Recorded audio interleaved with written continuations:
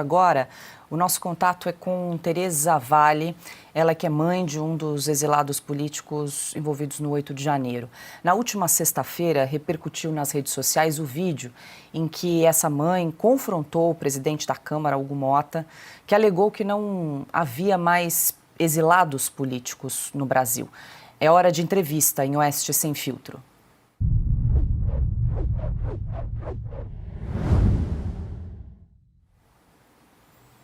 Boa noite, dona Tereza, seja muito bem-vinda ao programa Oeste Sem Filtro. Muito obrigada pela entrevista, dona Tereza. Eu gostaria de começar ouvindo a senhora perguntando o que motivou a senhora a protestar naquele evento na última sexta-feira. Nós acompanhamos, né, a senhora ali se manifestando em relação às falas do presidente da Câmara, Hugo Motta, e como é que ficou a sua vida de lá para cá depois que esse vídeo repercutiu nas redes sociais?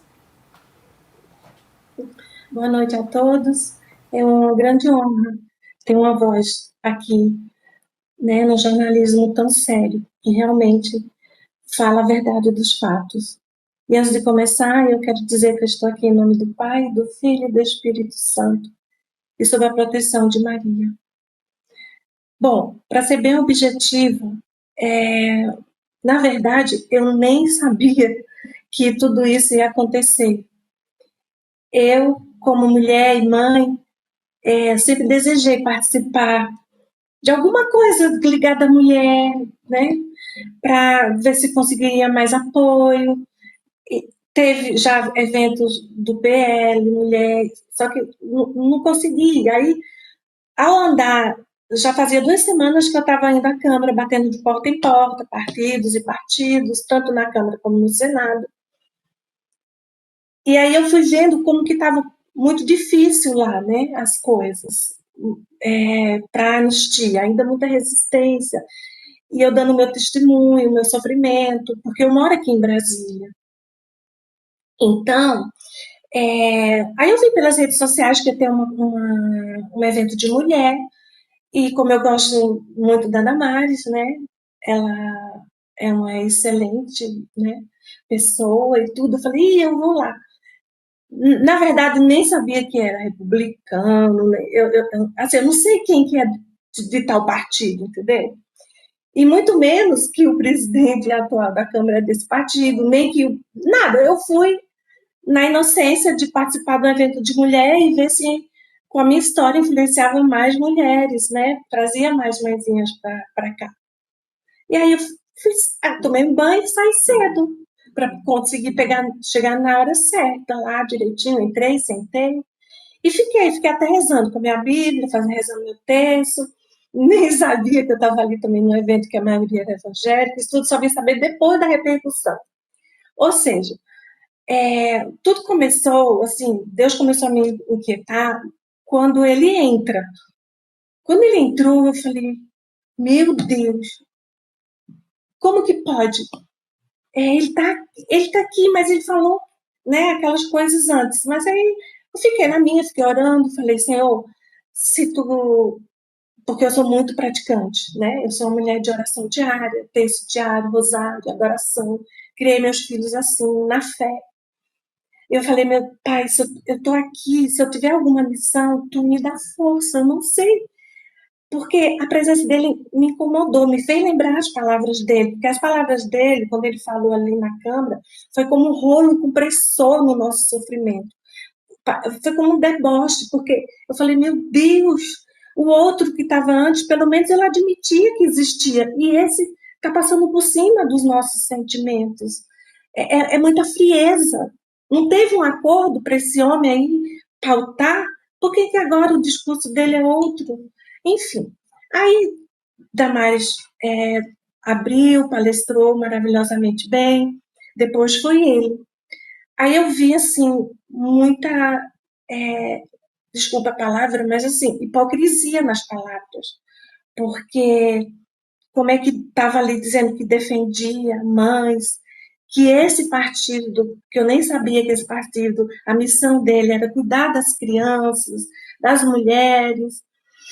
Aí eu quando vi, fui impulsionada a tentar chegar perto dele. Eu falei, né? Porque era uma oportunidade, era um evento de mulher. Eu falei, bom, aqui pelo menos talvez eu tenha um pouco de voz, ou ele me veja, que eu queria só falar para ele assim, olha, o senhor está diante de a mãe de um exilado político.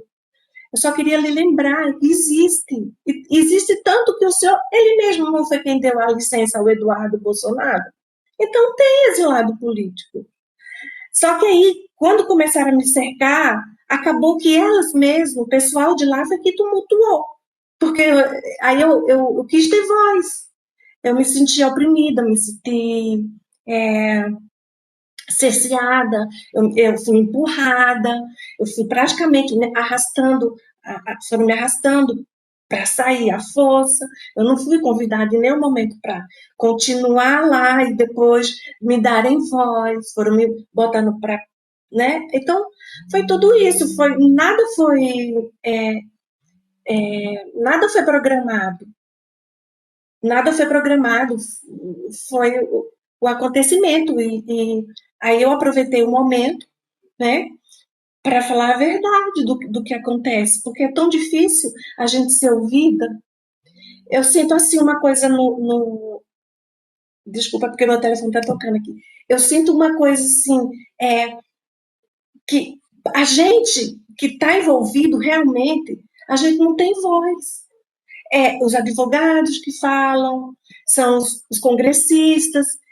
A gente às vezes se sente como sendo palco, moeda de troca. E quando a gente fala porque a gente tem um conhecimento, né? A dor de uma mãe de não ver um filho, a dor de uma injusta, né? De ter um filho nessas condições, como tantas outras. E é Dona, isso. Aí eu aproveitei para ter um pouco de voz, do meu clamor ser ouvido diante de tanta exatamente. negação, né? Isso, dona Como Tereza, a gente gostaria muito de ouvi-la exatamente para trazer essa perspectiva de uma mãe, né, de um envolvido no 8 de janeiro. A gente precisa ouvir também essas vozes. Deixa eu só contextualizar. A gente, enquanto a senhora comentava, a gente exibia as imagens do evento da última sexta-feira em que a senhora se manifestou, protestou, a gente está acompanhando na tela. E essa manifestação da senhora foi em relação a uma fala do presidente da Câmara, Hugo Motta, quando ele discursou num evento em homenagem aos 40 anos da redemocratização do Brasil. E eu vou aqui trazer o que disse Hugo Motta, só para a gente contextualizar rapidamente. Aspas para o presidente da Câmara, Hugo Motta. Nos últimos 40 anos, não vivemos mais as mazelas do período em que o Brasil não era democrático. Não tivemos jornais censurados, nem vozes caladas à força. Não tivemos perseguições políticas, nem presos ou exilados políticos. Não tivemos crimes de opinião ou usurpação de garantias constitucionais. Não mais, nunca mais. Fecho aspas para o que disse, então, Hugo Motta na última quarta-feira. A gente está exibindo aí algumas imagens, né, do evento que a senhora participou na última sexta-feira. A senhora estava relatando, né, o que a motivou a se manifestar. A senhora disse que para a senhora bateu, né, as palavras do Hugo Motta com muita frieza. A senhora usou que nem um rolo compressor no nosso sofrimento, diante de tudo que a senhora e outras mães e outros familiares dos envolvidos no 8 de janeiro estão passando. Dona Tereza, deixa eu pedir uma gentileza. Eu vou passar a palavra para Ana Paula Henkel, que também tem uma pergunta para a senhora. Dona Tereza, obrigada pela entrevista, pela presença aqui com a gente. Dona Tereza, imediatamente, assim que a senhora fez a sua manifestação, as imagens tomaram conta das redes sociais, e as redes sociais todos questionando o Hugo Motta e dando, né, a razão para a senhora. Os bastidores, dona Tereza, enquanto as redes sociais também cobravam de Hugo Motta, do deputado Hugo Motta, o que acontecia ali nos bastidores? Alguém chegou para a senhora, conversou com a senhora, a senadora Damares conversou com a senhora, o deputado Hugo Motta veio, esclareceu alguma coisa para a senhora foi convidada a conversar, né, com algum político interessado na sua história? olha, o que eu posso dizer é o seguinte, que eu fui levada, né? Foram me empurrando aos poucos, porque Teve sim uma assessora dela, a única que me deu, assim, foi solidária comigo, né? Que eu vi quando ela disse, não encostem nela, quando chegaram aqueles como é que chama? Aqueles homens grandes lá, que queriam, nem sei o que fazer comigo. Aí ela, não toquem nela, não toquem nela. O segurança, né?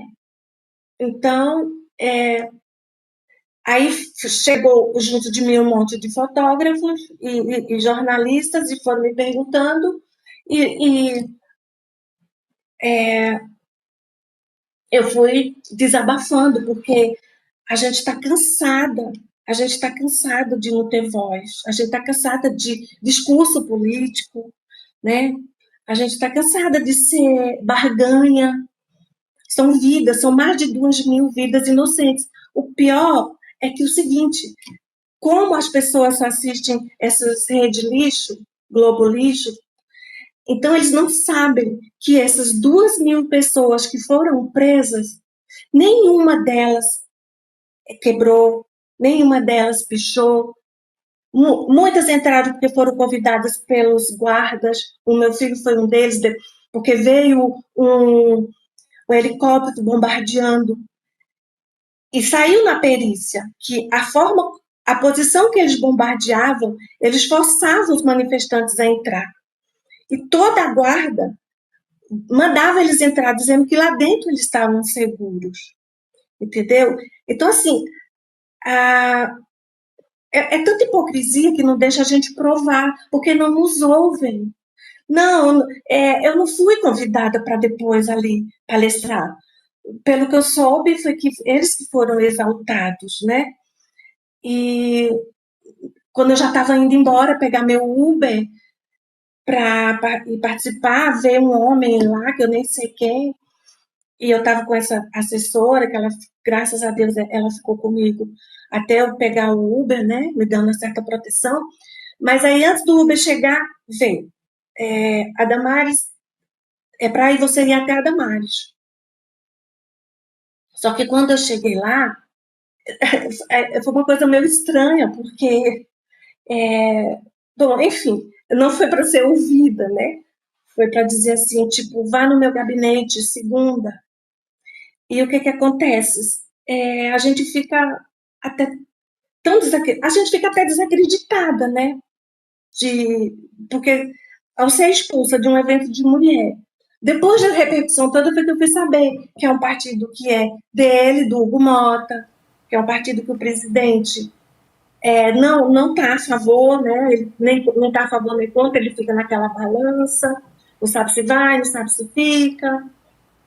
E a gente fica assim, à mercê desses políticos que só querem saber de voto, de poder, só se reúnem para passar aquilo que interessa aos bolsos dele.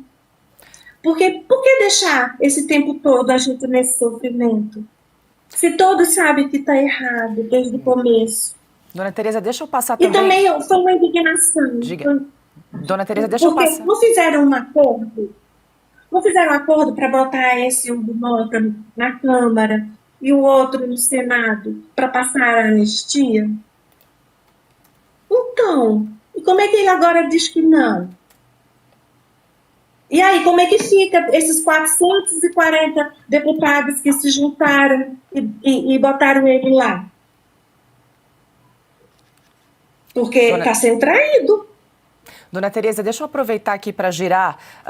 O Adalberto Piotto também tem uma pergunta para a senhora. Dona Tereza, boa noite à senhora. Muito obrigado por nos atender. A minha pergunta é objetiva. Outras mães se juntaram à senhora, a senhora foi procurada por outros grupos de pessoas que também estão em situação semelhante a essa e os senhores pretendem fazer algo além e compreensível que a senhora está nos contando. Sim, há um compromisso em relação à anistia, no apoio, obviamente, de vários partidos. Na semana que vem, a informação que temos, O PL, que está à frente dessa discussão, diz que sim, vai haver um debate sobre a anistia no Congresso Nacional, na Câmara especificamente, na semana que vem, porque o presidente Hugo Motta está acompanhando o presidente Lula nessa viagem ao Japão e agora também, se não me engano, ao Vietnã, mas voltam amanhã. A minha pergunta é, outras pessoas se juntaram porque esse movimento, se encorpado, tem mais força? Sim, eu estou em contato com mais de 200 mães, pais, eu tenho eu estou com o zap de todos. Só que assim, como tiraram também de nós até o sustento, né? As pessoas, como é que a gente se mobiliza para trazer para cá essas mãezinhas, para a gente ter voz, as mães, os pais, os filhos, para vir a Brasília? É preciso um recurso financeiro. Então, se vocês puderem deixar aqui, se eu puder deixar aqui um Pix, porque nós estamos querendo ter a voz, porque a gente sabe, porque nem todos estão com os advogados da associação. Muitos estão, mas outros não. Então, a gente quer nos unir com a associação e a gente, ao invés de advogados falarem, políticos falarem, porque falam e não resolvem. Eu não entendo de política, mas eu posso perguntar a vocês. Eu queria saber o seguinte, pelo que passou no jornal, é assim, foi feito um acordo, né? Deixaram de votar numa pessoa muito honrada como o Van Hatten. Ele é ético com o que faz, o que pratica, como tantos outros. Mas acordaram para esse porque tinham certeza que ele ia pautar e que iam ganhar a vice-liderança, né? Aí, tudo bem. Aí ele diz que não vai pautar. Viaja para o Japão. Mas não tem, o vice não assumiu? E por que o vice, que tinha o poder da caneta, não fez nada? Eu queria entender. Porque na hora de fazer, não fazem. Então, assim, tem algumas coisas que a gente não consegue entender politicamente. Fazem as escondidas.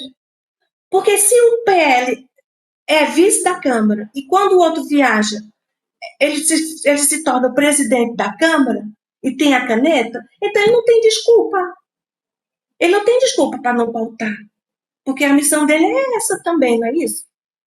Pelo que foi publicado, era para ser assim. Esse acordo foi para o APL ter voz nas vice-lideranças. E para a Damares também ganhar um ótimo cargo em direitos humanos. Né? E ela tem que cobrar do presidente do partido dela. E ela tem que ser essa voz. Até porque ela é a melhor amiga da primeira-dama, que é uma mulher maravilhosa. Michele, Bolsonaro, eles não precisam nem de partido. Para os partidos que precisam, eles têm um povo a seu lado. Então, um partido que tem uma Damares e que tem um governador de São Paulo e tem um presidente da Câmara que é desse partido, que não sabe se pauta anistia, então eu não consigo entender. Dona Tereza, eu quero agradecer imensamente a gentileza da senhora de conversar conosco em Oeste Sem Filtro. Parabéns pela sua coragem. Muito obrigada. Uma boa noite para a senhora. Tá, eu que agradeço essa oportunidade e clamar, mãezinhas, vamos nos unir, vamos com toda a força, porque a força de uma mãe não, eu continuo dizendo, mãe não tem partido, mãe não tem denominação religiosa, mãe tem amor, mãe gera, e só a gente sabe a dor de não ver seus filhos, de estar longe deles, com tanta injustiça. Socorro! Socorro parlamentares, socorro judiciários, socorro legislativo, executivo, judiciário. Meu Deus, uma caneta só não pode dominar um país.